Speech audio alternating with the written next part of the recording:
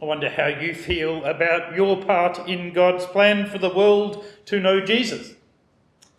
Sometimes we don't meet with the kind of success we expected. Sometimes there are roadblocks in the way. Sometimes the culture seems to be shifting in other directions, and it just seems harder than we thought. This leads to disappointment, to stress, or perhaps just to apathy. But perhaps that's because we're taking ourselves too seriously and not taking God seriously enough. The book that we know as the Acts of the Apostles really views itself as the Acts of the Holy Spirit. The central theme is actually about what Jesus does and how the word of the Lord spread. This duality between a story of what human beings are doing and what God is achieving through these human beings is important. You see, the story of how Paul came to be in the city of Philippi, as in our reading today, can be viewed from two angles. From the first angle, it tells how Paul made a plan and failed to achieve it. So he made another plan and failed to achieve that.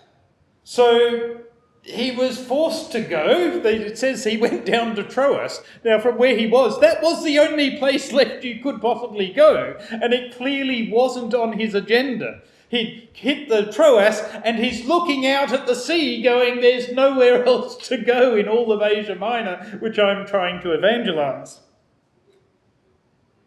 And somehow then, by accident, something good came of it. That's the first angle. The second angle is the first verse of today's reading. But Paul had a vision. And that suggests a story where Paul, maybe we tell this story, and I've heard it told this way, that Paul never had a moment of uncertainty or struggle. He was so plugged into God that he walked right up to the right person, he spoke the right word, and he got the right result every time. But the truth of the story of Acts and of Paul's journeys is in fact a deeper story of God's relationship working through Paul and his missionaries.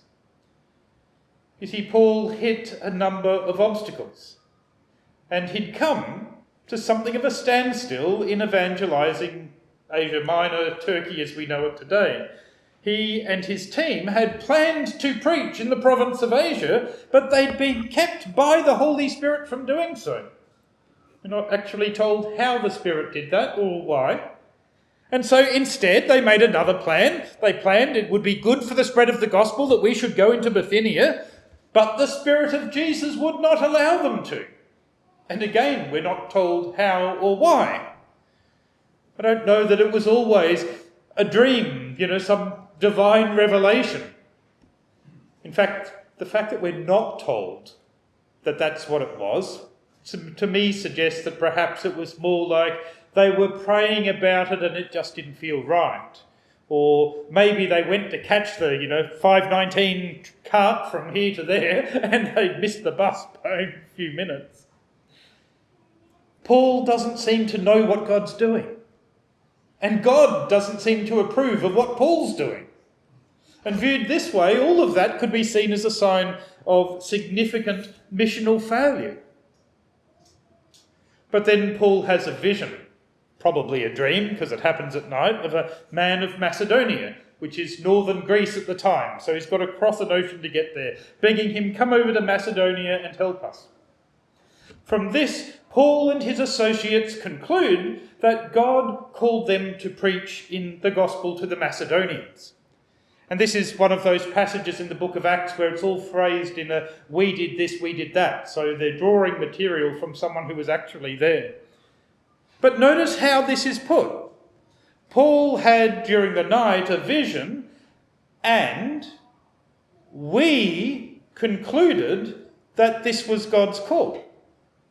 Even the dream itself is not so much God told us to do this, but we had this dream, we thought about it, we prayed about it, we had this sense, and the human beings concluded that this was God's call.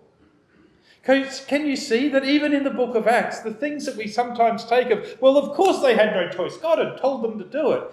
Actually, they kind of felt that they did. They had to think it through for themselves as well. But they did conclude that it was God's call, and praise be to God, they immediately acted on that call. And I want to say that viewed from another angle, therefore, this is a story of an amazing missional success. Not just that final vision, but every step along the way. Paul is a great example of what it means to walk with God in the midst of life and to listen to what God has to say in all our ambiguities. Proverbs 16 verse 9 tells us that in our hearts we plan our course, but the Lord determines our steps. We have the capacity to plan ahead, and we should do so. But as we do, we should not trust our own wisdom so much that we stop listening to God, that we stop watching for what God is doing with us. The Christian life is not a life in which you consult God once at the very start and then you do all the rest of the planning and walk the path all by yourself that you have charted. Rather, it's a life in which we work for God and we walk with God and day by day listen and cooperate with what God is doing. Paul avoids two extremes. On the one hand, he doesn't just sit down, kick back, and expect that God is going to light his way with neon lights. He doesn't know what neon lights are. They're a few thousand years in the future, but he's kind of expecting that. No, he doesn't. Nor does he expect that God is going to open doors and then push Paul and his armchair through those doors. On the other hand, nor does Paul make his plans and go, well, this is the door I'm going through, and if it's closed, I'll get myself a battering ram. I don't really care what God is doing. He keeps listening. He makes his plans. He acts to do what he thinks is right and good, but he keeps listening. He keeps allowing the experiences of life and the promptings of the Spirit to teach him step by step how to walk with Jesus in this mission that he has. He was watching for God's steps in his life. He planned the route he thought he would take, but he also paid attention to the one who was walking with him. This is neither a story of human planning and failure, nor a story of just expecting God to do miracles. It's a history of an intimate, careful walk with God in which he both took action and listened carefully to the Spirit of Jesus. We, too, are called to work and walk with God in this way. God does call us to serve with the very best of our efforts, to serve with the very best of our planning, to use our understanding to the best of our ability for his purposes. But he also invites us in every moment to walk with him and to stay open to what else he may be doing in our lives. Paul's listening to God took him in unexpected directions. God desired him to spread the word to people that Paul had hardly even dreamed of until now, until the moment that God gave him a dream. God desires to reach all kinds of people. He desires to reach all kinds of people groups. Who could have imagined when you're missionizing Asia Minor that God might want you to be over in Greece? God led Paul in unexpected directions to share the gospel with unexpected people. And indeed, when Paul finally arrives in Philippi, he is reaching unexpected people. He may have been disappointed when he arrived in the city. Paul's standard missionary practice was to turn up to the synagogue and start talking to the Jews who already believed in the one true God about the Messiah that God had sent. But when he arrives in Philippi, there doesn't appear to have been a synagogue there, but only what's called a place of prayer. So when you don't have the capacity to build a synagogue, Jews would mark out a place of prayer by either by the ocean or by a river. And there we are told, again, first person, we sat down and began to speak to the women who were there. There weren't even in this city 10 Jewish men, because that's the number you needed to establish a synagogue. And so Paul sits down and speaks to a group who are described as, we began to speak to the women who were there. There may have been a man, a couple of men, but not many. These women are probably Jewish women married to Gentile pagan husbands.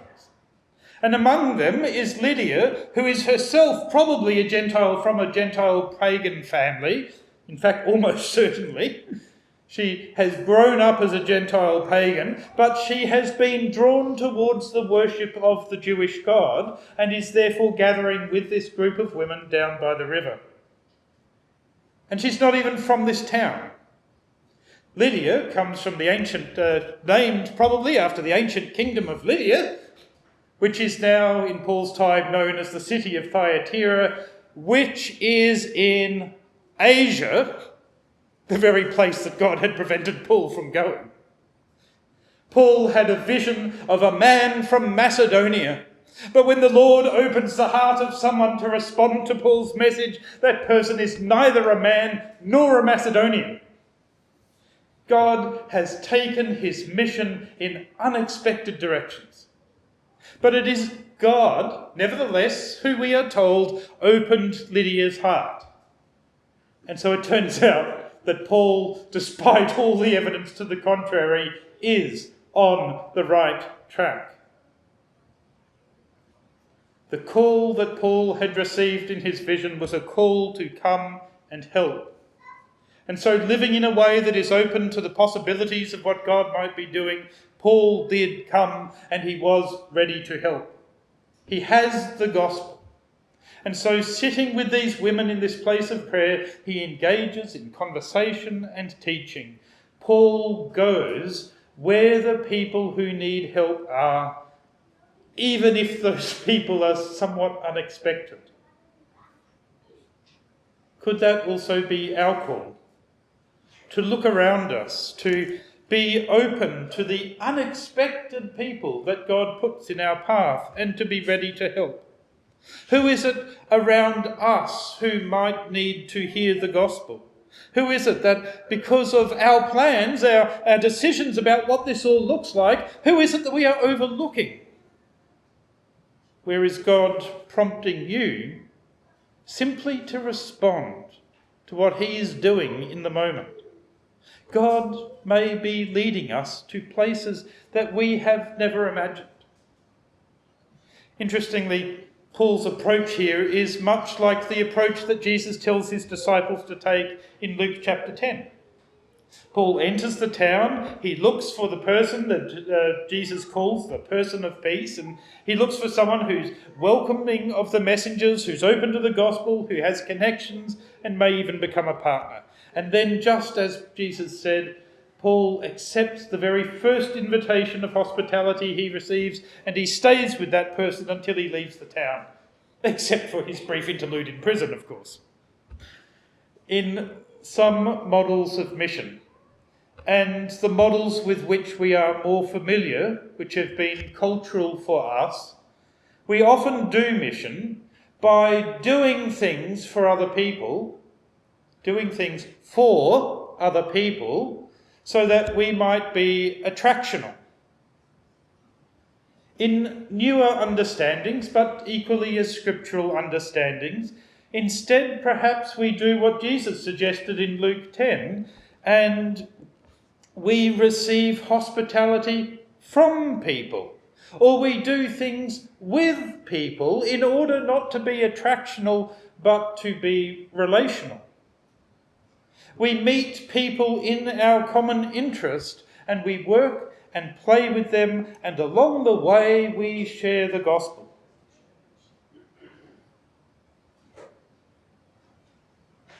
Disciples of Christ, these persons of peace may not be as far away as we sometimes think they are. It is interesting to note that church attendance in our nation is now not just higher than it was during COVID, thank God for that, but church attendance in our nation is now higher than it was pre-COVID.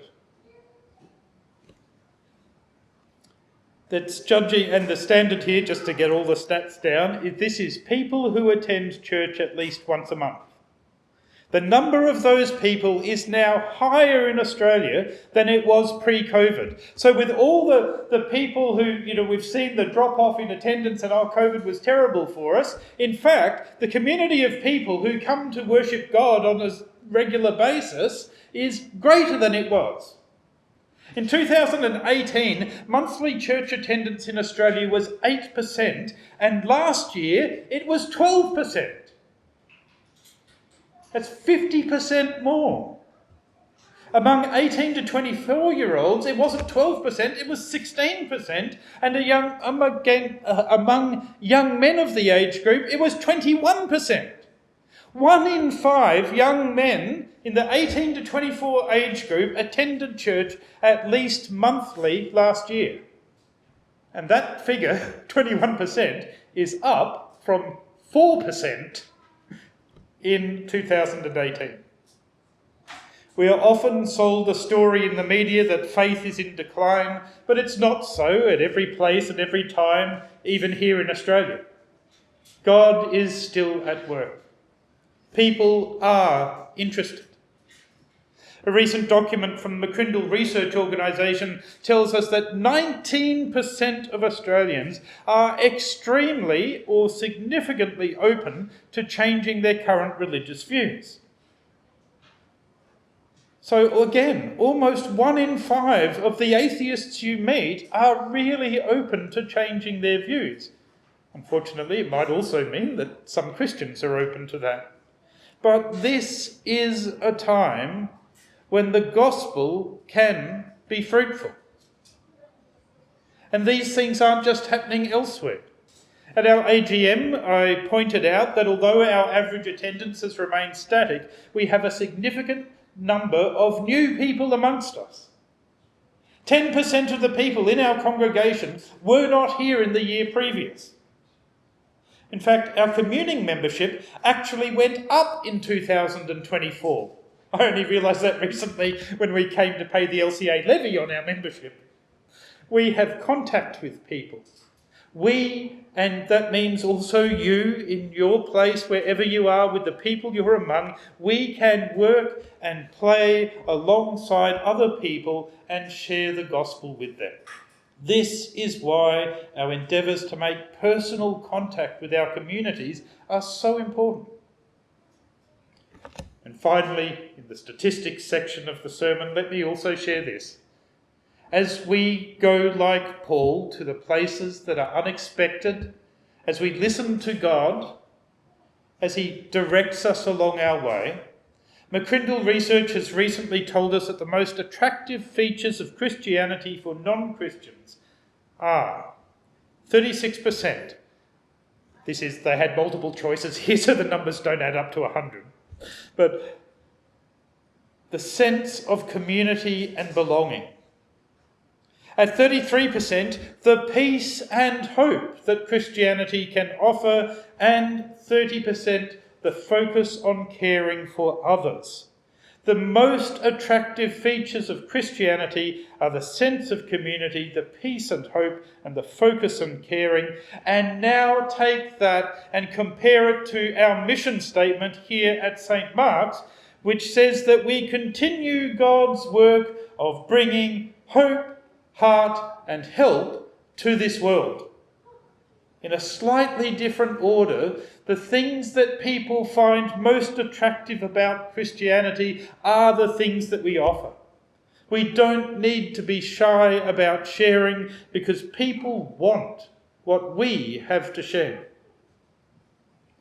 As St. Paul talked with the women, as he shared the gospel, we're told that the Lord opened Lydia's heart to respond to Paul's message. She became a believer in the Lord and she was baptised and her whole family with her. Here is great comfort. It is God who opens hearts to receive the gospel. Our role is to faithfully share, to pray, and to trust in God's work. Listening to God and conversation with God is so important in this. We are not able by our words or our spiritual power or by our clever words to bring people to believe, but God is able to change hearts through the words that we speak.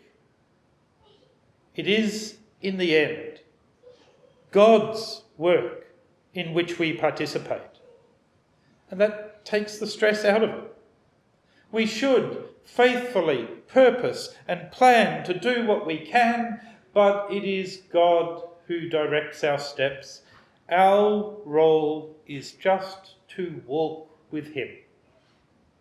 As we're walking in conversation with God, we work out our plans and we walk towards them.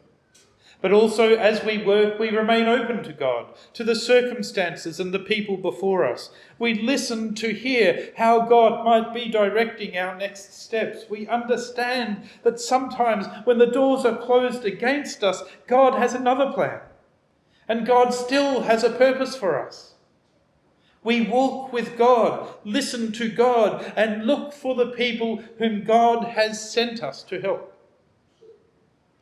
As a congregation and as disciples of Christ, we need to be listening to God. So often we think we know where we're headed, but we may sometimes be surprised. God calls us to come to the people of peace, and he has prepared them ahead for us. We may sometimes be surprised by the people to whom he calls us, but we may also be delighted when we see him at work in them through us. So whether it looks like our path is strewn with success, or whether, like for Paul, for a long time it seems like the doors are all closing, we simply walk with God and listen and know that he is in control. God is not finished with us yet.